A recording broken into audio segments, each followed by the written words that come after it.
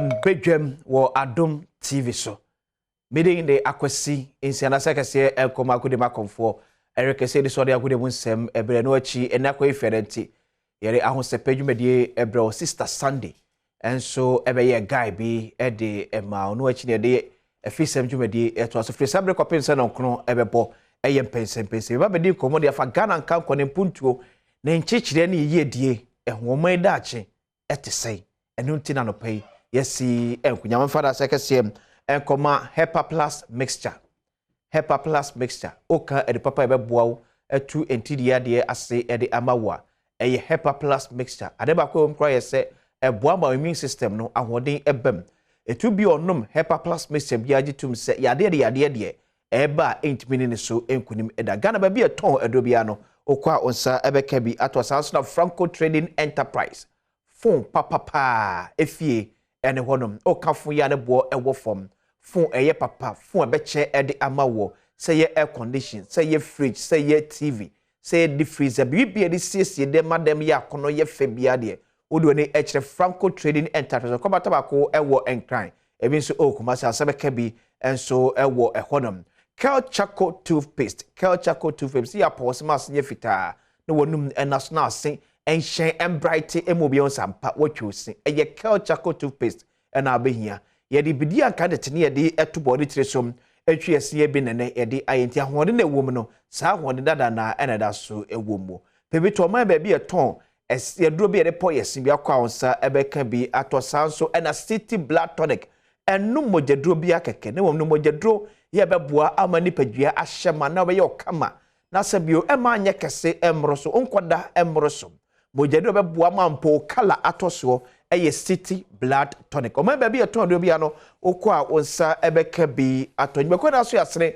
emiede mpensenpensenmu dwumadie ebro live on Badwam on Adom TV multi TV Facebook Adom TV YouTube Adom TV Florona fa comments eto beje bre ni akenkan edi ama manfa nchia kesiem enko enfama eye asante mampon ene da sebre osei bonsuya otoso mienu akrada bi amni kaka se radio crowd na TV de yentra so crunch ohene yehira ohene etimi koso ehira kosakose one ohima nana difie ajakoma ye ono so etoso mienu asante mampon hema enso nankopon onhira mo no nkoso enyem kese kopemse mo beye kese pa ne ndie eni susu ya mode bua ma asante mampon epeja ne tumapa ede efra no ya da masemo da masia ensada sanso na the municipal chief executive wa asante mampon odmanya for Thomas apia kubi so mechi aye pa ne mo akra besrew tata from honum no enso no ese kwan no ebesre sa assembly ne hwe nam timye bi emfa ma amanfo nka ka wona efra asante mampon ekọ adwira enempotem ne kwan no anse kra sabro ka say next ya kumi a member of the NPP National Communications Team watana sesanso na Dallas Ampoma and so NDC Communications Officer wo Eastern Region when you for na pay me no mo edi nkomo fa o my Ghana small dua egu apaso and as we call there you Adom now so ya da nyame ase ade a chen bia Fortunately, more Eastern form, you know the woman chair. No cray. Dallas says ye. A bad area chair. I wouldn't say the my no. A dear Chisa, not Dania Benny Bonnet, are horning quadana. Tia Danyame, say, in Nusu, you know, Bejono. Okay. Now, your baby Eddie. Maybe a be fine. Maybe a be fine. O boy, Nakasan Swaka say, oh man, you'll be dear. Oh, my department. But the party idea. Ye wa ban ya de rade de ma okra woje tie mom pa ye se de rade de ma ye no rade kra de ma o se waka no na asem no aban no oje ene asem ye be de ko body afa Aisah Huang ene illegal mining e wo mai emo the issue of Aisah Huang gradually eya be ye NPP NDC not the main assembly nankasa emu ewo ho we see na echi Aisah Huang 3 times at Adom Mahama ene esejai no we see na senior minister say the Aisah Huang abesi awa akwaji sino hydro sika enti the main assembly nankasa wonum no ne kana kwakoye kana fighting illegal mining ye fe ne galamsey how difficult is it? Especially Sabria, Yenya China for Edwin, a rem, and the more for Tana Pro team, I shall want some no church him say. So assembly no crack could do baby na say a boy Aisah Huang like so with me a condemn about 20 years. A child say Amambara a Ghana. I didn't me enforce Amambrano. And as Bokobiem, Adominian. Aisah Huang illegal mining, fighting it a difficult, a achievable, and now baby do not. Ya too scared, yen fan Kwesi. Yenshia active for ne ashephobium. Na no kwani say fighting it is very difficult. Okay. The entire America say is difficult and say uhwe mu abanda da no e make attempt say obekweti agalam say ninhihye ya the two form ne bibi oye bia no. And then we are where we are because they failed woefully. Aban we so aba. Ode mame ntu me ni kwankwa eche na menka nyama ne bia omoye. Yeram hama. It's a 5-member interministerial committee bi. Okay. Ana Yera Inusafuseni, ene Hana Tete, ene Atua Hoy, ene Mr. Otienji mu nyina ewosubi. Na sa 5-member committee among the mandates I the man when say ultimately confiscate illegal miners your asset na ahoho nso ewu mu nso no we deport yom ama omako munchi. Amuye bia na nkosi aga. Galamsey no titi papa Menoka said that was as far back as 2013 and I'm say interministerial committee no anye juma Yera Mahama Yariga and so mra ono so environmental minister no ono akasa to nanum ntasuo to e wo mo am fidi kese so my joy online Joy FM e can say fight against Galamsey no e ampa omo ntimi anko antia Galamsey no because ono ni susuye mu no ohun say na stakeholders ni ade ene omoko enti eniama bebra na wo so mo di gu form no omo ntumi amfa gu form anye juma na ono ni susuye mu de ohun se wiase afa na mu ha nyina no efom agudie e wo baabi ama obetimi prevent nipa se omuntu da na cheso no as environmental minister no kan we give up Inusafuseni ni so be ka che se emre omokope drones ni ade ompese omode monitor your friends and Galamsey Mpensenpensenmu no omo yeso mo be deploy drones ni pe na ntokwa kese bae among omo hono stakeholders ni ade start say omo ne na kunti drones ni mpo no fofia anto ata omo ntimi and deploy na che said that is the story of the previous administration and China 2017 in the fight against Galamsey and the fight against Galamsey. Okay. And China aban we ebae early part of 2017 owehwa minister mewu efa amonsem trofo ne ade edi nachi try say wo bechichi awoho ne Ghana fo a edi Galamsey yechi say yensu ese ya kwaye ama obe expose mpenifo ne ade a ehyeche nya ye nyina ehu effort a aban di shem aban ne talk also e make sure say ye beye operation Galam stop ama oma hotin kofo nyuma jinkofo machines ni ade a stop no edu mebi ni mpo no aban ye na adwen say ye mba ni nyuma ni nyina mo mu nyina nyai na ye start on a fresh note edu mebi na aban ni kwa san so biem ka say so we be import mfidia ede ye Galamsey ni ade abo de tabo ayede atoso for a while ni nyina nkemfo an aban say okay ye mfa ntete pa engu form ni ntimi mmoa na ye nuanom a omwo ho license ni ade a ewo so mkoye adwuma no omuntimi nkoye na omunye na ne kwan so eno so ana edi operation hot operation vanguard ni ade nyina ebae ni nyina emu no kire aban no pepa na wo se opese okutia Galamsey no na so bi say how far have we gone ni nyina kire the difficulty in the fight against Galamsey.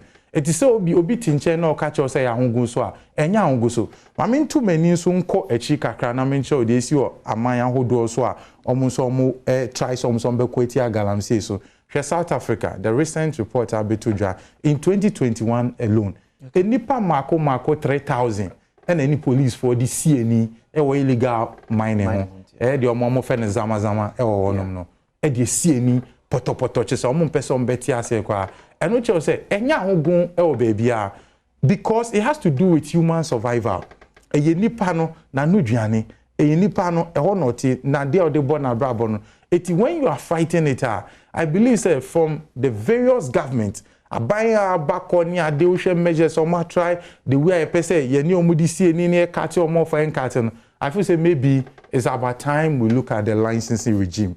Maybe it's because, but in idea, I buy a show to and do we have the political will to fight Galamsey? Why not? Until I'm enumerating, they are buying by the various stages. Throughout every stage, Bia Galamsey for the best someone Sanu Biano are buying so fighting strategies. We have the will. So what I say, Nemo no crab back on say. A honana many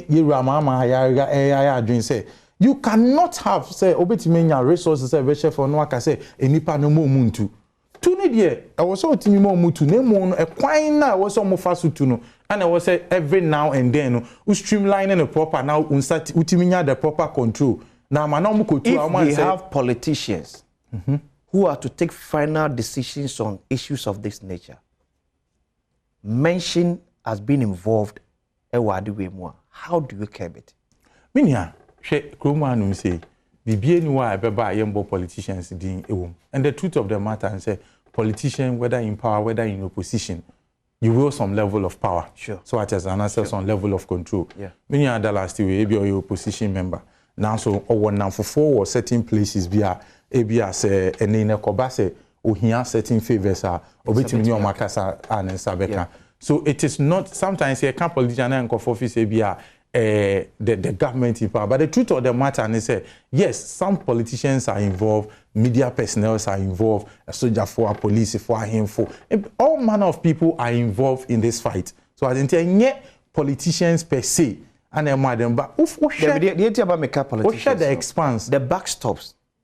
Because omne wo to me no e wo amamra ne kwanso no kwe se me ye mampeni me sisi ene ebeye no nothing will stop me. It doesn't matter ni ohini beka, it doesn't matter ni place ni beka, ye mampeni na akasa, ye minister na akasa, ye MP na akasa, ye wo saa adihye we ensa esi ade na esi ye kunimu a asi ye nunu ehu ana tio sa nkofo abobodin o de ma mensha se mfi MP na member ohin na member mampe na member minister MP ni omatimemufo nete sa nkofo ne na ato abama na aba mrahye bedwe MP ben na office obetimi akọ ne mpeso aso na de ne nan esti fam se chinchina chia otu ne nkofo anu aduane egu ohin ben na we hu se oman we ayetimu no ye diska akoma ne se onfanye mpuntu nyumada. And so set timemufo ni hodi ahemfo no responsible for development in their community. Ebeka so akwasi bedi ade kra no mpuntu obi anko so e wo ye area mu anu sei. So what I say. Nti se bi so hin no obekata nani no ba be ye adwuma no obenya kakra no ode ai bibia amane manfo a obekata nani no. Yes, ne okay dey say me you want to see bone dey mean say ne you forget it. It's not about forgetting. And I make no, you cannot forget. Because you can the possibility no. Yeah, dear was say ye ni na. Enti no yensa strategy no yen ko a better line with the same regime. Materials na ye de omole di na emfa no. Debio, it's not about the materials. Enti na me bobo show no. It's not about the materials. It's about nkofo. It's a human security issue. Trust me, it's about people's survival. Yeah. It is a one delay, one solve assembly from that security point of view. Oh yeah, no kwa. Yeah, ma police only biti. So what I say. Nipe come di no. Yeah. Kwesi we aduane si dem. Yeah. Aduane mi kofa na mi wia na mi dia. Kwesi chemi obebu me. Metina se nso e come so de mi a metimi ewu. Ene ma kofa aduane adi ama kwesi wa bo me. Is that not what is happening?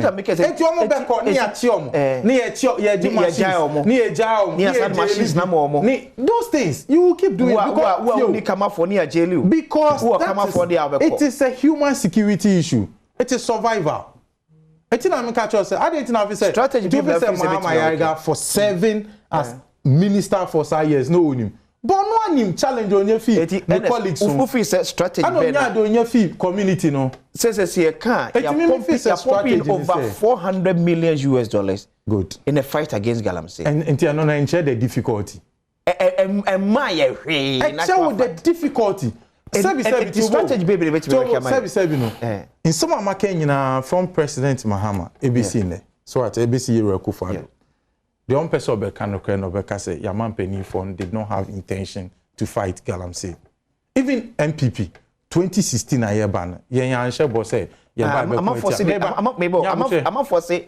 Penifon any the real not the intention. Yeah, but they now will know how does it no tobo. How do I know you have the will? It's about utimupo. Utimupo na beche say wo pepa. There be ye mama hu say ampa wo pepa. Tie. You tip cause you tip was am menim. Tie. But anamoto na wo beche ampa you have the will will translate into intention, then the intention will translate into execution. So what I say. Enti niama na wo ye no. Eno na che opepa no meboa. Eti na me che say the fact say very successive government share control measures na dem that to it keeps failing no. Extra paper no. So mo person mo ye adwuma no. Nemo no because it's a human security problem that we are not solving it from that point of view no. Eti me keep ye go so nya sa challenge no. Because Aisah Huang sa baba. Ade oze. Eyo nwa sa Aisah Huang sa baba. Oh, eye me wan kakra but nipa de enu kwan say human behavior so ti unim sana nipa esubanti a nu kwan say eyo wonwa. Okay. But the truth of the matter is Aisah Huang bar system ni mu no and then incommodie ni nyina shift ya koye one side utie enipa ni bi nkoma so ana yeru osafuma for asem okoka enti ana ekoba ni say yeja no man koye but ya can imprebebre achi mu achi mu say look it is not the way to go. It na make a say obetimi a condemn yeru Osafuma for statement say is in bad taste. You have every right to do so. Okay. But the truth of the matter is say you cannot construe that say enunti ni eja suja Aisah Huang say onko ni kwan say ye repatriating ni say onko ni krum because until I make sure the interministerial committee and answer task force abanda da for me no among the mandate the more money said among confiscated items equipments no na foreigners and answer Chinese nationals say woman no ye repatriate na omonko omukrum interministerial committee kro ya TB one na Akufo-Adjei aben so good. That's what I'm telling you. It's this the same and different strategies that has been deployed. What I say, but the strategies no does not go to any Americans say about what is about to speedboats or the guns you say yen fantata chamfan ni eni am egu yensu ni so ma yensu ni nti Ernest and now won't Ernest Martina no kro me say unless you pese be kan kwade a kire nipa na odi bone no o sama na kwanya so correctina o dada it why na edi bone no politician mu na mo church na mo yes was he okay ye jutum o de yenje argument into say politicians matia o de politicians na security agencies ni ade o ye deploy for money say the back stops at omo the political power okay say per se please ni be ebony bi or ni be ebony bi so ye ni be ebony ye pese atwena so eye easy ba atwe politicians so yete se ma kwa usimu aka ebi na bo Mahama Yarga Inusa Fuseni even under the same NDC government edi kanche Aisah Huang e was Santemantim coaching equipment nipa odi eni mo me ekoche no that same week you transferred from Ashanti region that same week you transferred from Ashanti region. So I'm greater Accra Mampani say why are they pandajuma so any on some rank why o say bia abasobode so say almost why are they no abasobode any ye ball na nipa are they ball na abasa kwesi no so okoro ana nipa ba ko for penny but e beti asem in that capacity kwesi pa but we don't want say ba me Dallas on Adom TV multi TV show and watch Facebook YouTube okwa search Adom TV live and so honum Dallas Ampoma Eastern Regional Communication Officer the ma NDC you go Dallas Aisah Huang fight against illegal mining ye friend galamse ye nyai anase ye nyen kakra krasa mdas mame enchia one wahwefo nyina anopai na illegal mining and I say galamsey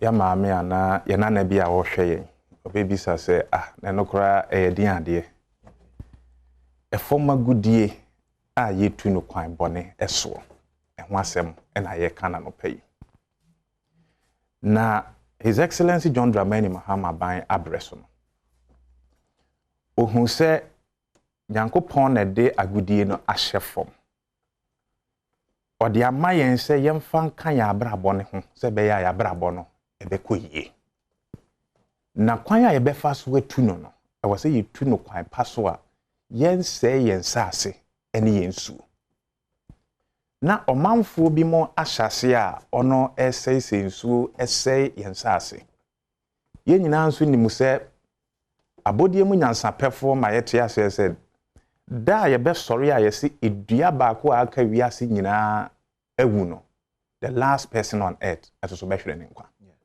enu tine hu hia se ye bo yensase ne yenkwa ye bretuo no eho ban to wade nhihye egu fom na tu saa na mo no a na wuyi minus nankasa free mu a e cost 90 job. Okay. If you say minus a omo small scale mining a omo hu o mayonkofo bi a omo so small scale mining but omo dey say nsuo ene nsase ene kwaye bretu a omo report wom ye stop wom. Okay. This also be two illegal mining na se galamsey ase a uhia minus no. Say tax force biara obete no odo amaka ho. That was the approach of His Excellency John Dramani Mahama. The minus no eka tax force a wote ye ho. Educate enkrofo nia omo ye ne sunsunsan so a betumi dia ba o my Ghana eso. Bi frepoye mantemu. Mini akumi to frepoye mantemu. Obiara woni mapoye mantemu illegal mining dwumadi be ka kire wo say under His Excellency John Dramani Mahama, now baby a ye illegal mining. I say had ye if I'm a good ye two no quite boniswa and crater be any h there. Not chibi and an important who's adding. Jumedia, the whole of Eastern region, not chibi and an important Aquatia, chibi and an and I know sa Jumediano, uhuni ye pa na se na ina uhuni ye. Okay. Ewo apoye mantemu. Okay. Na nando dankwa Kufuado ne na ban. Anase ne party e ka kire Ghana fo nyina se e kwan a His Excellency John Dramani Mahama fast ye de kuatia illegal mining enye kwan pa. Yen to aba man na se wo ba ono de obehye kena ama o ma ye ne kwan papa so a ense yinsu ene yensase. Ghana for to Abama. Oba year 2017. In Central Form, me did say Hakura more airtime, Emma awom, so more fan education. And they have airtime 10 minutes kurano. In and Jessica Ketwa. But more the ma buying you were willing. Some of that bois buy my year 2 a year illegal mining I say ewo my Ghana. Say na one to carry one any manya mesompa, and so makuma musum. Ono botaya o de ba ban mu ane se nipa e2 former goodie ni enimom ti empam wom ne emfa party for nkugu ho. That was the strategy. And by end of 2017 na media fo amudi ekunanim se mo boama na nado dankwa Kufuado Alhaji Bawumia atu galamsey ase wo man Ghana mu ne mapa aba. Me kai yem papa Ken Ashigbe. Na wa pa aba. Minim mantemu a papa yi ene na manfo anko bodawuru. Minim radio station na o mantena so am bodawuru. Ba ye bodawuru ni nyina no na ban yi mu mpanimfo ne party ne mpanimfo ene esei eye yensu ene yensase. Hajia Alima Mahama, local government minister at the time, e ka kire me ne omienu say one a two former goodie no kwan bone so no e DCEs and MCEs. And then listen in kan you minister no na local government no dan no. O si DCEs ni MCEs under na nado dan kwa Kufuado aban omo na say yinsu ni ensase. And that is true. Was it not because a responsibility a do almost say omo na da mainstream na no. So you are supposed to ensure say any die ba mainstream and you be a touch ma ya be sure say be a touch ma o memu a ele she man penintia. They were directly involved. Omankasa TSC amenem e tu galamsey because omo party na aba. Sana haji akan. Dia ja Alima Mahama kan ya. Ana sana na otia. Sana wo kan. Say this is no mo ya omo anyaye a. Obe report one ye don afam na kwan so. It means that the back stops with you as DC when you into us say no. Or say woman na DC djuma no. E say yensu ni ensase. Besi ne amene wo ka say. Ye 2022 me bwana.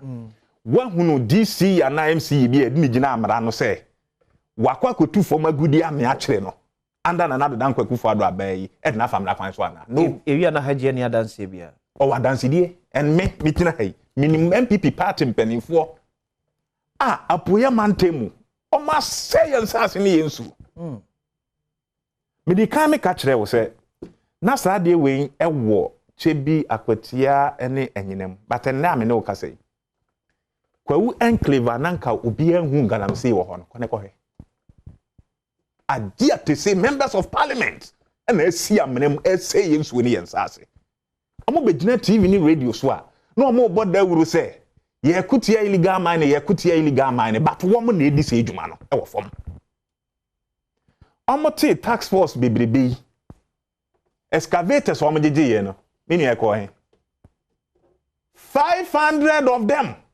developing turbine etuye san called the very forest omo yi excavators me free mu say yensu ne yensase no omo gia no ma san de amomo party for no me de ko ene besi ne nipa ye nhwe han ma excavators 500 yira ye anda na nado dan kwaku fado aben ya brezo me pa cho ene na ato no the lines is square kita na ode ye auction ne ekeka ho ne ya san ja na de ama na ona ma eto banku di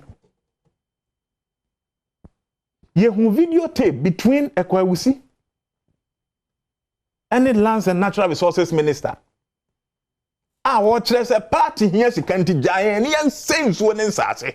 Environment as environment, Professor Frimpong. Yeah.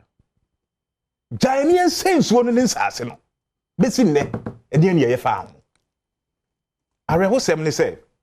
One now one kita and krata one A2 for my good year. Omo moment the sofa ye. Anda na nado dan kwaku fuado ukọ atiwa Easter ye frɛ baabi abekwa ase papa bi a wode quantum pendant e ba ya manfo de to omko mu yare a etumi na oye small scale mining mesa no petitu be yes abri no operation Vanguard for twaja to excavators mi enum na be me tini so enye illegal mining oye legal mining with license itwaja to mu okwa kwatia a menu akumifiri ne mpotem anyinam ye bombrant ye tuo kuom omobone omo ye ya ne se omobone omo ye ya ne I'm telling you anyinam ya konkrofo tuo operation Vanguard for no dwumadi omudi ye no ya report ya na say ya but me we I'll give you this evidence me bodin ni pa firi mu e wa anyinam I'm telling you some illegal mining ti abom to akwatia yes she excavators ni ye chiri bitum ni wire lucky kra no wo no ko jail ye bobin mutuo ni ye she excavators Aisah Huang de sabe onu kra wonye Ghana ni no ye chiri no a ni ye ja no mampeni the commander in chief of the Ghana Armed Forces the chairman of the National Security Council oka kire me no mi no say onimu mpo say Aisah Huang no odwane ye anase ye deporte no e kire me no mi say Ghana problem and another dan kwaku fuado e spiritual because me papa sorry anopa only briefing from any security head na nado dan kwaku fuado receives briefing from all the security heads in this country na so ogina me no mi anim ka kire ye say Aisah Huang no onim ba bia ofa ye so otu ye say wo memoye so wo yira ye onimu a your problem in just spiritual. Dallas, Omar Free say all this political will to deal with galamsey. Me baho. Tax force ne kra ye tie no. Eye Operation Vanguard ne keka ho. According to the former Eastern Regional Minister, Honorable Rekwache Dafo, no say a member of parliament from Koko. Yeah. O say tax force no mo dia damudie. Enti kone kokutia illegal mining no. Ye move am so mo kwa no makwaje damudie. Na wono san bo won ho ban. Okwa saman kese ne akwatia mpotem ho a ye frɛ kwa ye bi ensuo bi kubri so mpotem ho menu akominim no manamfofo no oma reforest ni mu nyina ensuo a wo nyina o mase no enanya so obi nhunu me ankasa I made an attempt say be kwa video we got there ye national security operatives a omo guard kita tuo bo ho ban and yes say yensu ni yensase eti eba no galamsey fight no a aban we an anado dan kwakufu anel haji bawumia ne da no omo ye complicit omo nim ho bi 6 years down the line ensuo ben na wo man mu omo se ni ate mi fi kwawu na ba no pay mi twa bere mu nsuo no ne wo hia ani brodo why tea so na nya ye poto kanene nka ye se atchim kwa wo no mu bere mu atenne ko hede bere mu na ye atetia propansam baby abrem ni nam bia yetum odo wani kire kumase ye fre kuro bi osino e kuro ni mu ano bank bi mu adura bank na chi minua o hwese ne a MPP mpanifo a wapoye mantem edi din saase no me no kasa yi excavators gusugo e sensu a wo nyina it will shock you eni nwura mu kuro mu pe enso yen kire otwe ene yen kire adoa mfa ni nyina amra no na mo sei wo man sika se mo de ko atia eye efomagudi a yitu ni kwan bone so na mo amasan afa kire na mo sei yen suo ni yen saase a ni problem no enye honhum asem so uhwe anamon ananado dankwa Kufuado ne MPP aban etu a political will ye de ko atia fomagudi a yitu no kwan bone so no eni ho dia na fi so man wo se ye I say a permanent another than Kufuado and MPP aban. And be solve here. Na NDC aban. It's not because of also a be our interest be anka painting. Me di kan twa infoni bi kire o. Yeah. If I poye mantem. Sure. The whole of the eastern region. Yeah. Baby ananka kane hu si ye illegal mining and ye wo ho. Baby na ye dia na mo ye fa ho. Me ni aban mu. The time na mo mo aban. O me di kan kire o say. Illegal mining na ekoso e wo my Ghana mu ni titiriu apoye mantem die. Okaya His Excellency John Dramani Mahama Namo na wutuma remarks be o make here say Chebia be the headquarters of Galamsey ya yenuan mu bi edwa no na ye tu anamo a ye ne small scale miners no akabo mate tax force womo e report e the ma tax force ne say asomasi ana obenten ne dwumadi a wodie ne ese nsuo ese ya asase na ye tu anamo quickly ni nyine kosi say to the extent say drubri bia ye tu e former gudie no a na yasan ya den ama omo akata so o mine ye ma o mining lease ye ma wo men ensuo no wakutu ya den asay ensuo sa na tie from eda ya chichiro o me amamra 1990 sa na tie NDC aban ensure say emra no ebe ya djuma. But this also a case in as much as a media to say sorry o deputy national communication officer prior to the 2020 elections Kokubo en kochia Galamsey for shomobo enhye a NDC forward mom. Anything say Ghana form person e better say NPP NDC. Just how do you mom? Can we talk as Ghana say NDC? Yeah. Now we di enim call 2016 2020 and His Excellency John Dramani Mahama. Sure. Manifesto I de ba abonten no ono na okuchiri ye anensa ehase. Ni awo kan say party officer bi kugina ba bi boa Galamsey yes ano e kan ensem no o hye wonu nkuran say it could be say o ka kire o mo say they aban yi o say enya no aban yi shimo established say ba ye be ye hye pa ma motu John Dramani ma na kasa mu e kan ye so be mo ma say nzu o kan so o say oba obebo mo ya chi o mo atum nyina for Galamsey no obebo mo amnesty and we still stand by it. Say nay obi biara ya kire na tuma o serve jail term ye ba ye be yin because the kingpins na eye Galamsey no amutifie nipa na ya kire say wo di bone no ubeyi no fa fa di bone no atifie eti no odem no ni bone no odem no ni bone MPP party officials omo na edi bone Dallas no odem no ni bone most of them omo nya bone bia there be eti bi wo omo nya bone bia so it means be wo mo some of them I can even tell you enra okay me who say arrest be equals so I say omo do omo over 100 yeah some of them they were doing legal mining small scale mining but minimum ne ekoba ya kiri wo nyina dia fra safway say you convicting wrongly the neko to prison na we na why boni ana okay me bom nem san say ne former president mama kan say omu ayachi omu nyina no oba obemu NDC bo omemu amnesty na ne o kan yesu say ebinum aye boni ebi muso nye. Now you are saying say you stand by and some mampeda dam have yes, so be now if you stand by it, you didn't too much bonnet so you buy be man amnesty ni you not qualify no qualify because oma edi bonnet no ye ni mo it means some more money them aban no what the political will so be to galamsey ase oma edi bonnet no so oma my bonnet no them of course so it means a defeated the former flag bearer e kan no a flag bearer on can here some can say be yen hihye ye pa be that say that be yen pacho mama nsi okay ye be yen hihye ye pa ama obi biara wo tu former agudie no we tu ni kwan papa so okay now the motive our dey making is a statement and they say yeah obapo ye mantem for instance ye nimu omo ye okay former regional chairman of Ayekumi party regional chairman former regional chairman of MPP former regional chairman mankamano chairman of MPP and I'll give you one example. Former regional chairman, former regional chairman, Kisi.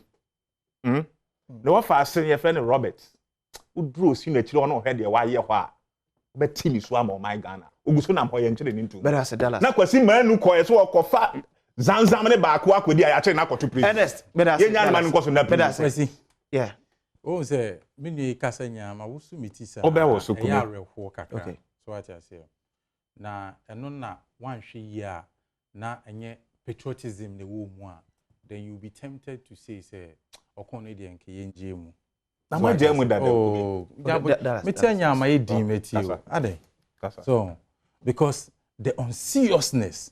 Ayenuanum NDC for e dey deal with in same way no eni o makume musa na o maye ni say ye ni omo anenya we ni we mu na enya no eno kwampo e discourage the fight against Galamsey because me ni same kai nyina is so political in his thinking and there's nothing wrong with you being political but Adjei nyina is not interested in speaking the truth ni nyina ni say yembu bonko fo din yensum sem ngu omo so nothing relevant hwe Mami bisa obibi all kind nyina no chamfan ya ene ye bodin chamfan yeah biso bibia watena mine area me can because ho na mefi ye so aye nananom ne ye ofafo nom eye mine nya bisa se na sa nneoma we na esi ana bremu no na wotwa nsuo no ko afuo ma wo ko afuo du bremu no so a wo sebi na wo ko afuo ma wakonom yeah ene chamfan ne sa nneoma we no a ati atese ne na abese ye nsuo no e start breben biso bibia oni mine mu se Chanfine they started breben.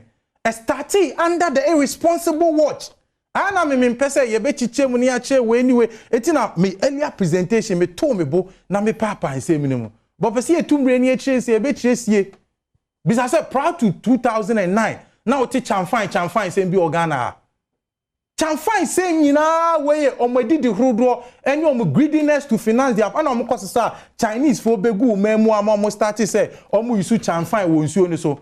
Otia okay nye mine no mo financial party. Ono aka so otie. Minister of evidence. Ade me wa kwatia. Say NDC for the Galamsey sika ne finance omo. Bisa ne say financiers omo party no omo finance omo nya East Region. Why no wa adwuma fofo bi apart from mining? Apart from illegal Galamsey to be specific. And then your party for Eastern region musu kesi nyina eye we mu o ma je ho ni nyina boss because before move power no ma sense ni nyina abo omobo e before ni bi nya illegal mining bi kra nye omunye bi kwampo ye no omusu nko mususu ye ni se enke bia nke ba ye no ko se nka sabi ansase no emfi NDC for ni sem na mbro musu bisa no me pesa me bubo di o so mo pass as ni bia o akwatie o bi bia o Eastern region NDC ni bia o pesca finance ne campaign no de nani ache ye mpate mo oba minus no akojiska including dollars out here ono be ka chose me nkofo bi me obi oti obi eni ze o de dan mo kwato mi hu o chese me mebusu eni bia me ofa na o e mining we wudi dada we nye chira wa mo we wudi David eti so opeso e serious he NDC for we sa danko dada adrese mi ya o proud to 2008 emma president Kufo ni adede nhihye to omukuti Galamsey ni ade ye hoti nyama look anankofo we no mo nam no mo hye boss a omunya ba power pe biso bi oti akwatia Akwetia Technical Institute school nim omu 2 year 2 dormitory FLA baba jama ya dance ni mo friend na obi say asem we nsi wa Akwetia na wankasa Google na check na hwe that is the record but some person ye oh no question nya boche they me patch up or semi break no but me for what am for man 30 seconds now say president some ba me ba so not to o say president Mahama obekun etiare nipa o mampani o se be say wa asem a e fata ohene ano e na asem e fata akwa no wonu ankasa timi gina bedwom e hye bo se wo ba wo mo amudemu kwa no wo be free om a oti odi nani han hwe kwaku buan ene ne former appointee of Minerals Commission so mo nko galamsey site to site no mo hye bo se what is say ya ba unya alliances impo kone kotu no. This is the kind of leader you want us to trust. Okay. So obeti mi akweti agalamsey. But that's a member of the MPP National Communications Team. Badwam Jumedi. Minua kumi ama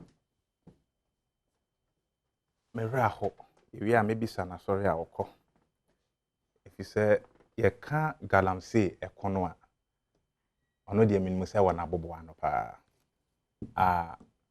ono ankasa ni nua no kura eyibi na ukọ Akwetia constituency ukọ Akwetia constituency minua be no e ma na make research allegation on keke okasami why make it specific allegation be quiet please okasami din why make it specific allegation but Martin say come to me abo na hu ni nua ko ono ani nua eyi na ukọ Akwetia constituency ni mu a MPP constituency executives ni nyina are involved even in Mabisia.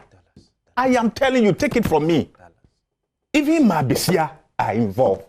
Na mibisa mi nua kumi se Akwetia district chief executive. Who evidence be HRS me say executives ni nyina even ma MPP executives even ma ni nyina be kono mu esiamre mu a obeka se omusua e o baby. Now you see achim topreman a you see and then I'll pesa me nchirem the mpese me ni dance di a wo a me wa dance di ntina me ka me say ukọ Akwetia MPP constituency executives are involved in illegal mining evidence be a wo de mam wo had mo kire say all NPP executives here wo Akwetia MPP constituency executives are involved in illegal mining evidence be a mame to aso na me ma me adisi me evidence ne ma ewa ukọ achim topreman Chinese fo a MPP constituency executive ni DCs no akofo ma bigu a omo ye mining no kumi nkyerɛ the percentage omo gi at the end of every month ma kyerɛ wa achim topreman betumi do crew na ko okay achim topreman wa Akwetia ko enyina so ne sen and the chese MPP executives ni nyina I am telling you said these guys eti constituency executives nyina na kofa China for maba including the DCE these guys are omo ka kyerɛ yen se omo kutia illegal mining e wo mine Ghana mu ha no eye krokro de John akohwie na omo di e kyerɛ yen eno ti na me earlier submission me kan say ye gusu gina ye na so say obi biara ne woda prison as a result of this shambolic fight against galamsey no twedi ampo Nyankopɔn ma ye tumi ye beyi no this whole galamsey fight I was here starting bi because mpanifo na edi animu no the political will is not there. One anke was one si banje ban. Boy ensuo yen sase ne yen kwa ebrituo ho ban no. Womo na illegal mining. Na because say to me tie on the chinti no. Okay. Onu ntumi nko prison. Uwe na na ntotofiewa no. Ntotofiewa no. Omo ne ye kire wom e convict wom and that must stop. Say e betumi aboye ensuo ne yen kwa ye kwa ebrituo ne yen sase ne ho ban a I was sa MPP for and another dan kwaku and Alhaji Bawumia di animu. Ye pam wo mu firi aban. Okay. Na ban foforo ba eya His Excellency John Dramani Mahama di animu. Tikese e da so da ye pa. Na obeyen hihye ye pa. On discriminate enhye ebinim excavators. Enya Chinese for mo mun say ye nsuo because of ne wo nya obi anim. Na ochena wa meka nkyere ye nse minimum po say ya pam na na wotu emmemoye. That is how bad okay our my Ghana fight against galamsey no aye Medas Dallas enti odisi e wait me amaye there be ba and then na person me mama me sa chim topreman there be a chim topreman there na kuro there untimi kan me so na kwase sa Chinese for begu here illegal mining wo ho constituency executives ni I am telling you MPP constituency executives they are involved at chim topreman there be Kwesi mame mo Kwesi I can't Kwesi me anyway e wo show you Kwesi bo wa make let me say you wo na mutumi nyinti ba me maka obi a wo tie me ofi akwatie bi enim ne meka o de ate na se ye enim ne meka Dallas uni minue e akohwe kese na odi no because obi oni makwatia ne mpatem kra nim say for some time now kra no mine ankasa enkoso e wo ye mpatem oh uni na wo kam me na me fie no me na wo twi bie ni wa me nko akwatia I left there just last week Dallas o kasa me edin what's your problem Dallas mining enkoso e wa akwatia be bia for even to talk about say onim be bia Chinese for what na so no a responsible citizen only the bambo for no form call na me tumri a Chinese say na me kan me say ne party for ono kan your original chairman even no more power cra no or your licensed miner over 30 to 40 years last what me original chairman di me can who dispute here former original chairman that's na me say me say chairman Jeff you dem mate former regional chairman me say or your licensed miner over 30 to 40 years mobile power 2008 mo ko share the machine it's on record you can google it and you will get it no illegal miner or your licensed miner and now ma ho ya na mo de ko share the machines but who any americans and na me say mo there's nobody in eastern region we NDC ni we politician on didn't fi mining won fi akwatia na me chose me say me catch am constituency chairman bibi bisano why na him no eastern yeah mami can I how what na who me too me na chelsea it's a small scale miner me see me boy chelsea what your opposition for small scale miner wait the parliamentary candidate nipa no dinetia or person win parliamentary candidate e wa akwatia obisa sa sanka adwuma ben no me pese me bubu omudin because we are the same people na yenyo muti opposition kwa no and na me catch up mu say so say for to the extent say your party for ni because our no mu di won ya say aden ye ti wo ma NDC for edi nyuma we di and na me no ka say we petition bi am kita from enyine mo baby and nipa ko bi a cho say aden no mo ti wo ma sankofo we mu mpanifo ni ade egusu na mo ye nyuma no o ese kwa ese isuo ni ade na MPP for ni nya ejuma bi it's all better show so now we can say akwatia DC onye mine da me da say skumi o microphone or off me da say ya me enchira ye nyina me da what's second opportunity me da one na wo bumbo for di na me but so microphone now off bisan say omo it looks as if say baby ye call asomai we don't have a national plan for the fight against Galamsey. I am putting on record NDPC microphone now off NDPC help us with a national plan against the fight of Galamsey.